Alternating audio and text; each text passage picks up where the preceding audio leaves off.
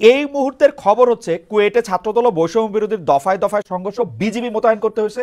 আমাদের দর্শকরা কিন্তু বলতেছেন যে যেহেতু ছাত্রদলের শক্তি এখন বেশি, ছাত্রদলই কিন্তু আসলে এই মাইলধুরগুলি করতেছে এবং একটা দখলদারিত্ব প্রতিষ্ঠা করতেছে। দুদু ভাই, আপনারা এখনো ক্ষমতায় আসেন নাই, এখনই যদি এই অবস্থা হয় সাধারণ মানুষের খুব ভয় পাওয়ার কারণ আছে কিনা? কোনো ভয় পাওয়ার কারণ নেই। খালেদ যদি শুনে যে কথাটা, হুম, ওটাই যে বিশ্বাসযোগ্য হবে এমন নাও হতে পারে।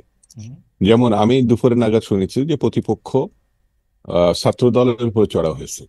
তা ওকে, আমি বললে বিষয়টা এমন দাঁড়ায় যে আপনি তো ছাত্র দলের প্রেসিডেন্ট ছিলেন, হুম, বিএনপি করেন, তো বিধায়ক আপনি ছাত্র দলের পক্ষ নিচ্ছেন। হুম, বাংলাদেশের অনলাইনে অনেকগুলো পত্রিকাতে আসছে যে একটি ইসলাম পছন্দ ছাত্র সংগঠন আহ, খালি প্রচারপত্র বিলি করার কারণে ছাত্র দলের উপর আক্রমণ করেছে।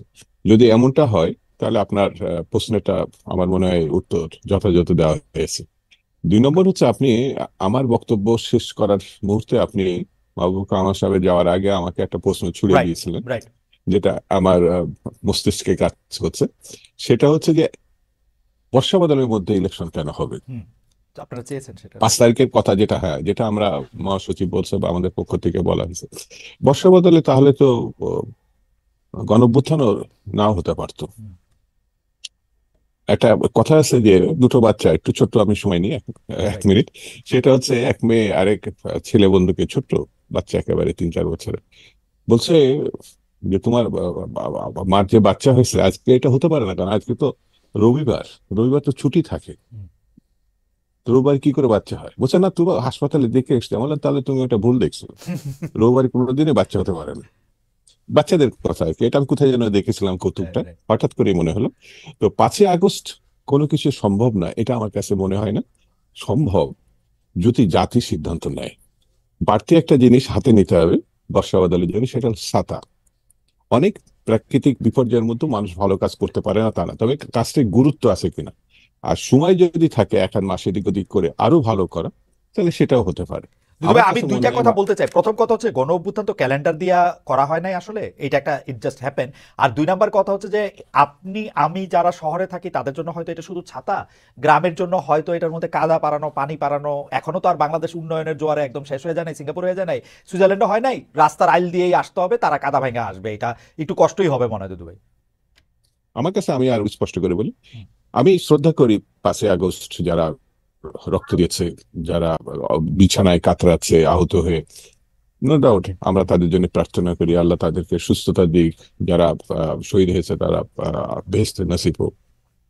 এই দিনটাকে স্মরণ করে একটু কাদামাটির মধ্যে যদি আমাদের কাপড় উঁচা করে হাঁটতে হয়, অসুবিধা কি? এই সেন্স থেকে তো আমরা নিতে পারি। ওকে, ওকে, ঐতিহাসিক ঘটনা মেক সেন্স। ঐতিহাসিকের মধ্যে দিয়ে নিতে পারি। আর 2 নম্বর হচ্ছে যে শহরের মানুষটি যেটি উপভোগ করে, গ্রামের মানুষ বাধ্য হয়ে অনেক হুম, সময় রাস্তায় নামে। কাদামাটি তাদের কাছে তো কোনো ফ্যাক্টরি না। তো আমি সেই প্রসঙ্গে যাচ্ছি না। হুম, আমি মানে জাস্ট 5ই আগস্টের কথাটা বিএনপি যখন বলছে সেটাকে ইয়ে করার জন্য আমি মাহবুব কালাম সাহেবকে মানে উদ্দেশ্য করি, উদ্দেশ্য মানে আমি তাকে হুম। বড় বিষয়টি সমর্থন করে বলি যে এটা তো একটা বিরাট পরিবর্তন। আমরা পছন্দ করি আর না করি, অনেক জায়গায় অসামঞ্জস্যতা আছে। তারপরও 5ই আগস্টের আগের ঘটনা থেকে কিছুটা হলো তো স্বস্তির মধ্যে আসছে, কিছুটা হলো তো ভালো একটা নজির আসছে।